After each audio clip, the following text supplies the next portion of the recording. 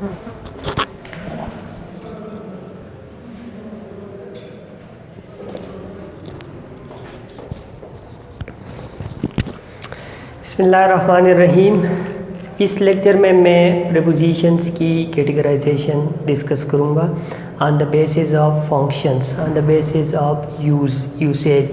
Sentence में function usage के base पर जो क्लासिफिकेशन है प्रीपोजिशंस का वो मैं डिस्कस करूँगा। दो तरह का कैटेगराइजेशन है, एक है स्ट्रक्चरल, एक है फंक्शनल। स्ट्रक्चरल कैटेगराइजेशन में लास्ट लेक्चर में डिस्कस कर चुका हूँ। Structural categorization is a categorization of prepositions on the basis of the forms, shapes and structures of prepositions. Structure या फॉर्म या शेप के बेस पर जो कैटेगराइजेशन है वो स्ट्रक्चरल कैटेगराइजेशन। जो फंक्शन यूसेज के बेस पर है वो है फंक्शनल कैटेगराइजेशन। इसमें जो पहली कैटेगरी है, पहला काइंड है प्रीपोजिशंस का, वो है प्रीपोजिशंस ऑफ टाइम। मैं इस लेक्चर में डिस्कस करूँगा प्रीपोजिशंस ऑफ टाइम में जो प्रीपोजिशंस है वो कौन से फंक्शंस परफॉर्म करते हैं, कहाँ पर हमने ये प्रीपोजिशंस ऑफ टाइम यूज़ करने होते हैं। इनमें से है in, on, at, since, for, around, from और टू कॉम्बिनेशन में यूज़ होते हैं, after, before, with and, during, by. अब जो एन है इसको हम यूज़ करते हैं लार्जेस्ट यूनिट ऑफ टाइम के साथ। For example, we are living in the 21st century. Time का लार्जेस्ट यूनिट जो है वो सेंचुरी है, तो इसके साथ हम यूज़ करते हैं in, in the 21st century. Largest unit of time century है, इसके साथ हम यूज़ करते हैं N.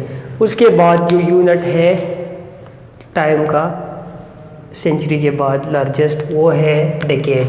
She lived in the last decade, for example, in the last decade। तो अब decade यूनिट ऑफ टाइम है लार्जेस्ट आफ्टर सेंचुरी, इसके साथ भी हमने यूज़ किया इन। उसके बाद आता है year, she got married in 2006। तो 2006 ईयर है, इसके साथ भी मैंने यूज़ किया इन। उसके बाद आता है सीज़न ऑफ द ईयर, तो मैं कहूँगा he graduated in spring, let's suppose, या इन ऑटम। तो स्प्रिंग या ऑटम के साथ भी मैंने इन यूज़ किया क्योंकि ये भी एक लार्जर यूनिट ऑफ टाइम है। उसके बाद जो टाइम आता है यूनिट ऑफ टाइम वो है मंथ। मैं कहूँगा आई visited them in March। मार्च एक यूनिट ऑफ टाइम है, तो इसके साथ भी मैंने यूज़ किया इन। इसके बाद जो यूनिट ऑफ टाइम है वो है वीक, तो उसके साथ भी हम इन यूज़ करेंगे। दे केम इन द फर्स्ट वीक के साथ भी हमने यूज़ किया इन। तो अब तक जो मैंने यूनिट्स ऑफ टाइम डिस्कस किए इन सारों के साथ इन यूज़ करेंगे। सेंचुरी लार्जेस्ट है, उसके बाद ईयर, उसके बाद सीज़न, उसके बाद मंथ, उसके बाद week. In the 21st century, in the last decade, in 2006, in spring, in March, in the first week। Century, decade, year, season, month और वीक, इनके साथ हम एन यूज़ करेंगे। ये टाइम के लार्जेस्ट यूनिट्स है। अब अगर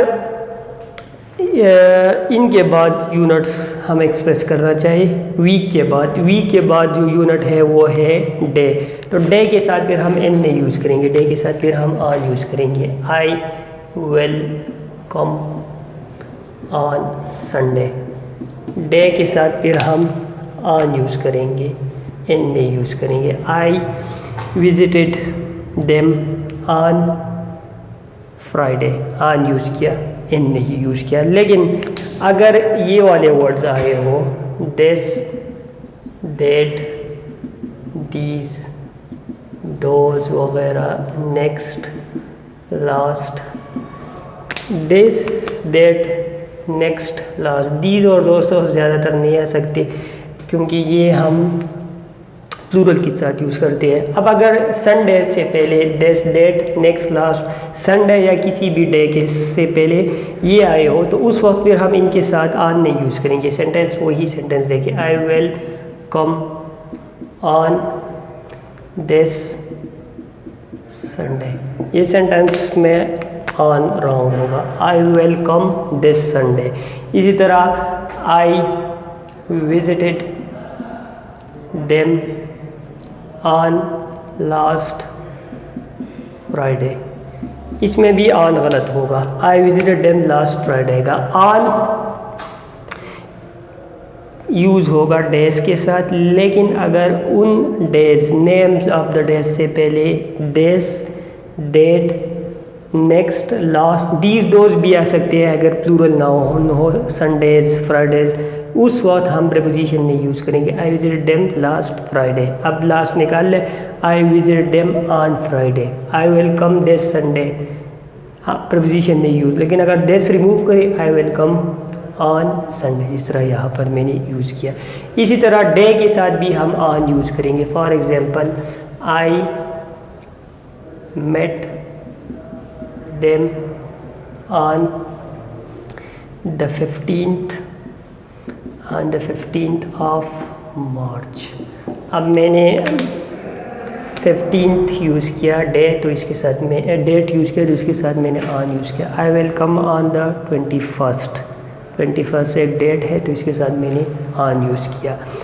उसके बाद डे और डेट के बाद पार्ट ऑफ द डे आता है, तो पार्ट ऑफ द डे के साथ अगेन हम एन यूज़ करेंगे। आई या ही has classes in the morning. Part of the day है तो पार्ट ऑफ द डे के साथ मैंने यूज़ किया in. He has classes in the morning, he has lectures in the afternoon, he has lectures in the afternoon या in the evening. Part of the day के साथ again हम in use करेंगे। उसके बाद पार्ट ऑफ द डे के बाद अगर exact part of the day की बात करें तो उसके साथ फिर हम एट यूज़ करेंगे। For example, at dawn, at dusk, at noon, at 12 o'clock। Exact part of the day के साथ फिर हम यूज़ करेंगे एट। एन यूज़ करेंगे लार्जेस्ट यूनिट ऑफ टाइम के साथ in the 21st century, in 2021, in spring, in autumn, in March. उसके बाद जो वीक के साथ बी एन यूज़ करेंगे in the first week, in the last week. उसके बाद जो यूनिट है वो है डेज, तो उसके साथ फिर हम ऑन यूज़ करेंगे, on Sunday, on Monday, on Friday. इसी तरह डेट्स के साथ भी on 1st March, on 20th, on 21st वगैरह। लेकिन डेज के साथ ऑन नहीं यूज़ करेंगे अगर डेज से पहले this, that, these, those, next, last वगैरह आया हो तो फिर हम ऑन नहीं यूज़ करेंगे।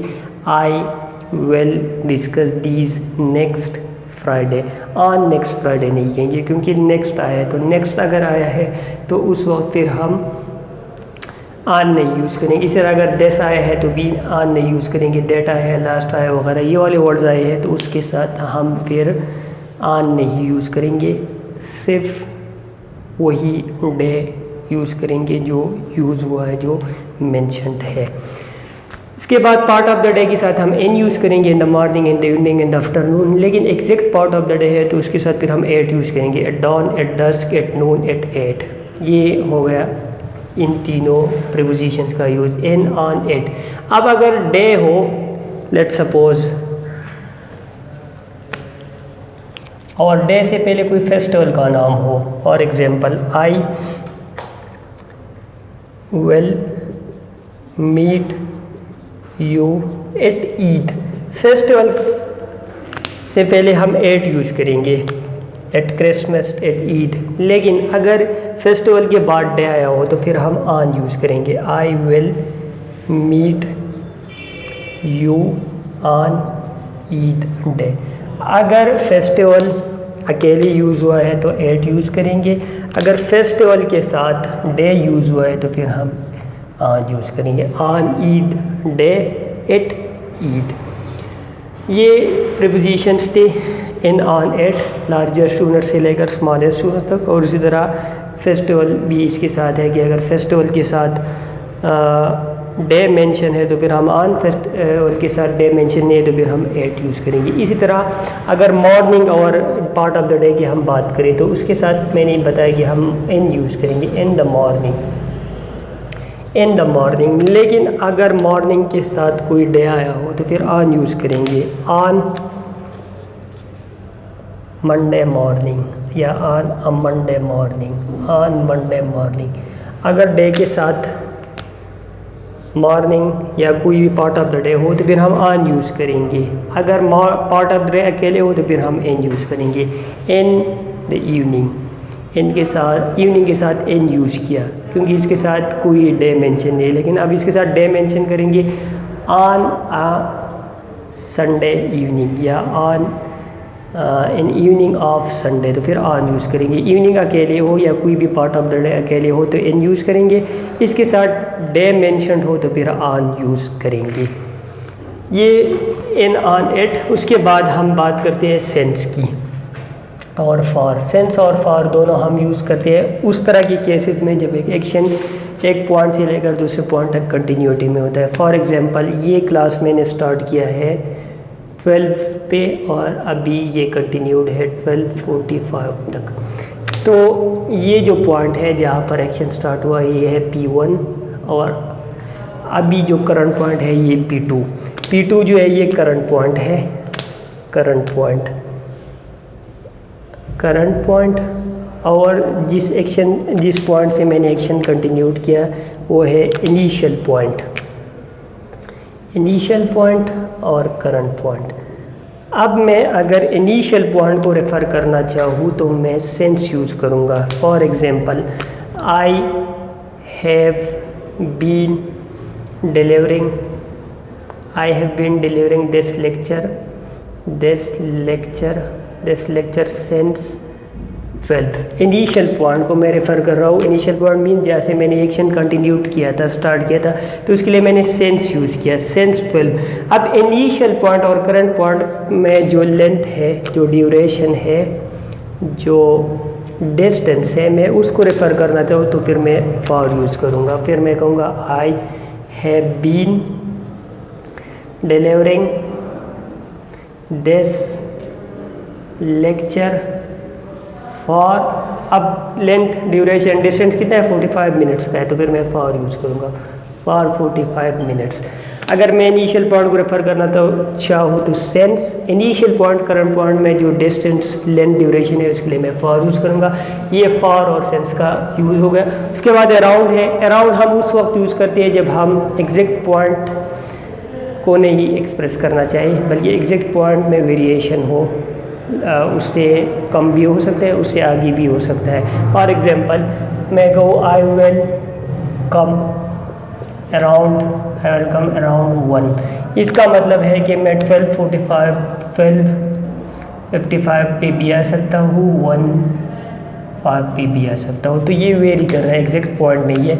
इस तरह के केसेस में हम अराउंड करते हैं, अराउंड अबाउट 1 मतलब अप्रॉक्सीमेटली 1, इससे आगे भी हो सकता है, इससे पीछे भी हो सकता है। इस तरह के केसेस में हम यूज़ करते हैं अराउंड।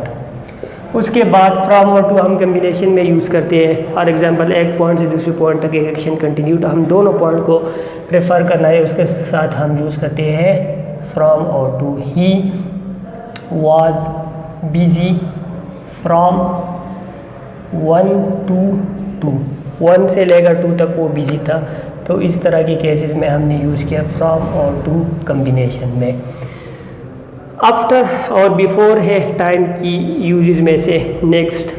तो अगर एक पॉइंट के ऑनवर्ड वाले पॉइंट को हम एक्सेस करना चाहें तो उसके लिए आफ्टर यूज़ करते हैं। एक पॉइंट के से पहले वाले पॉइंट को हम रेफ़र करना चाहिए उसके लिए हम बिफोर यूज़ करते हैं। लेट सपोज मैं कहूँ वी हैव लेक्चर्स आफ्टर 2।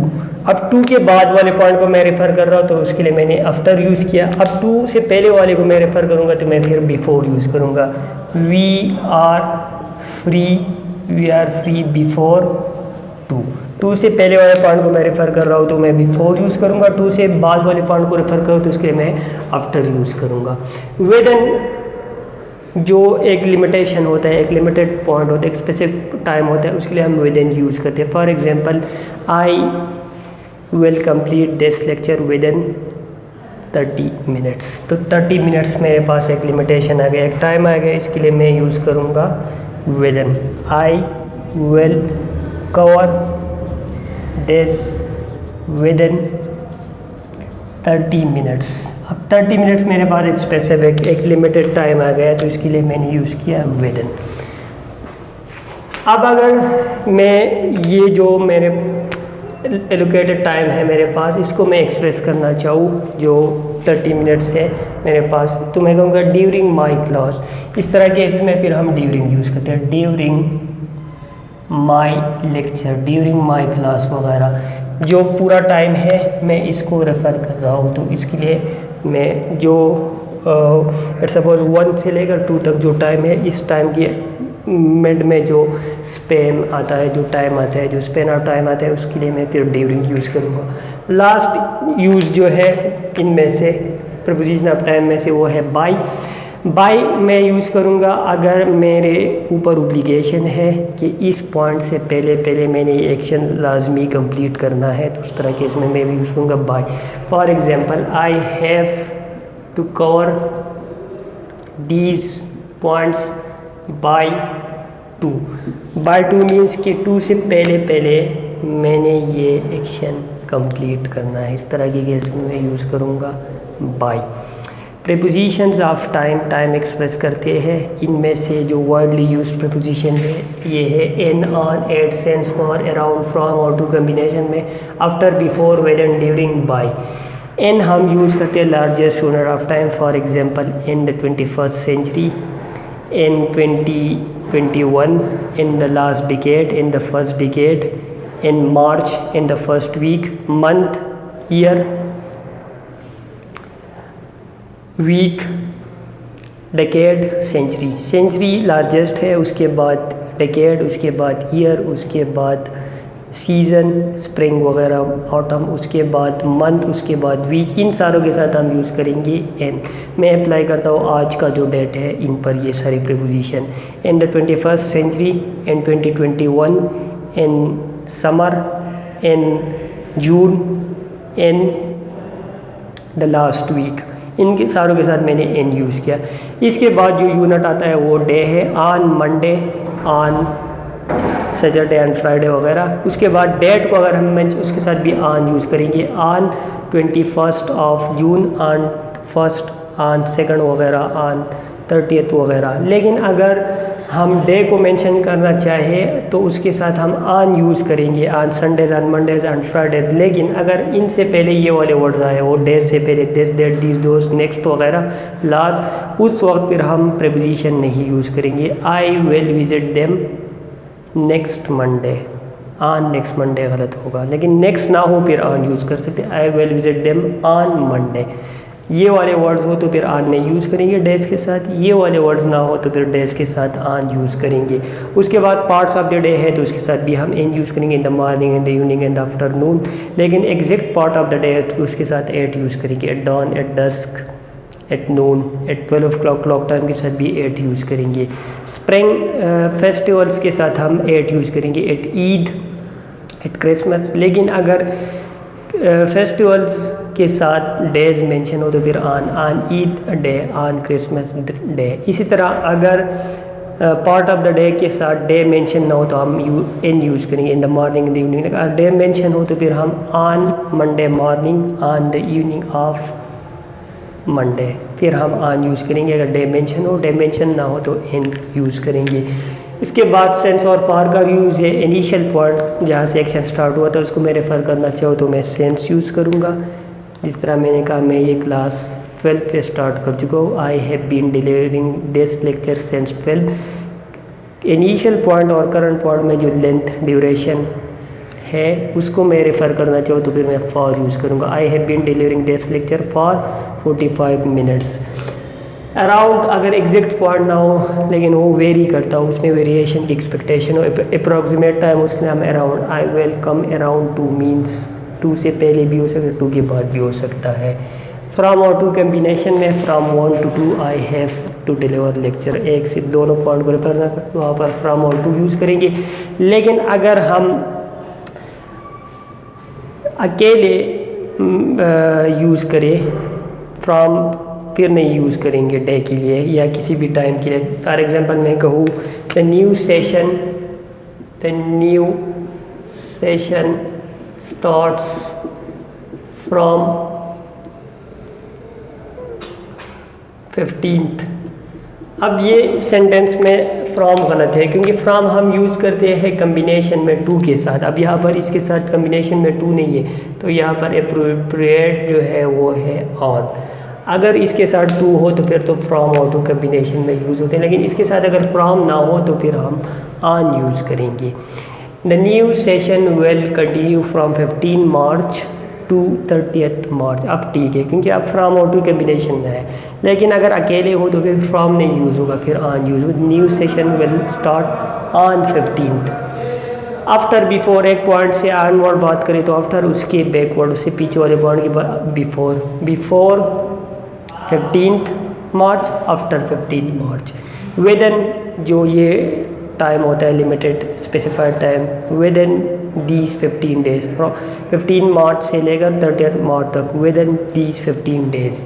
या इस तरह की केस में हम ड्यूरिंग भी यूज़ कर सकते हैं, ड्यूरिंग और सेशन 15 मार्च से लेकर 30 मार्च तक जो टाइम है इसको हम कहते during this session. Last by है, अगर ओब्लिगेशन हो एक पॉइंट से पहले एक एक्शन लाजमी कंप्लीट करना होता है के लिए हम यूज़ करेंगे by. I have to cover all the course by 30 March. ये लाजमी है, ओब्लिगेशन है मेरे ऊपर कि 30 मार्च से पहले मैं कोर्स कंप्लीट करूँ। इस तरह केसेस में यूज़ करूँगा बाय। ये यूजेस थे प्रीपोजिशंस ऑफ टाइम, कहाँ पर हम ये प्रीपोजिशन यूज़ करते हैं। नेक्स्ट लेक्चर में मैं फिर prepositions of transport, address, instrument, material वगैरह जितने भी काइंड्स ऑफ प्रीपोजिशन है वो मैं नेक्स्ट लेक्चर्स में डिस्कस करूँगा।